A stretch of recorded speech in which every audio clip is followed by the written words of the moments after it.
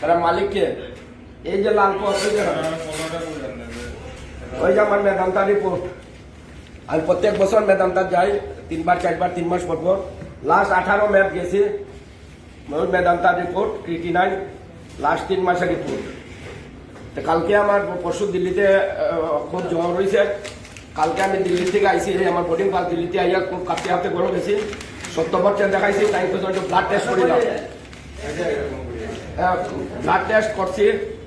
blood test করার পরে এই লালপথ কইছে আমার কিডনি ড্যামেজ খতম আমার কিডনি খতম এই সুরা লালপেতে কইছে আমার কিডনি খতম আপনারা দেখুন আজকে অন্য মানুষ হইলে কিতা হলো না সেই আমার পরিবারও আরো 2টা কেস এরকম কইছে আজকে আমরা মানসিক আমার পরিবারে অনেক ডাক্তার আছে দিকে হয়তো হইতেই পারেন 1 মাসে আজকে আবার অ্যাপেলোতে করাইলাম অ্যাপেলোতে দিল্লির রিপোর্টের লগে মিলে আর এখন লালপথের আপনারা বিচার করেন কিতা করা যায় এরকম কসাইখানা যদি শিলচরে চলতে থাকে শিলচরের রাস্তাঘাট খারাপ সব কিছু খারাপ প্রশাসন কই তারা লাইসেন্স আসেনি তারা এই লালপথের ফ্র্যাঞ্চাইজির লাইসেন্স আসেনি সব এনকোয়ারি হইতো না আমার প্রশাসনের কাছে অনুরোধ আমরা একটা শিক্ষিত ঘরের ছেলে আমরা এখন তারা মারিয়া ল্যাংটা হয়ে চলে যেতে পারি কিন্তু আমরা এরকম করতাম না এটা আইনের ব্যবস্থা করা হইতো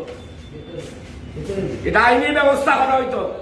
আপনার কিডনি ড্যামেজ হয়েছে নি হয় আমার কিডনি ড্যামেজ 4 স্টেজ পরে আপনি দেখছেন গিয়া আজকে আমার ফলো করেছে আরে আমার কিডনি মেদান্তার ট্রিটমেন্ট চলে লাস্ট 5 ইয়ার্স থেকে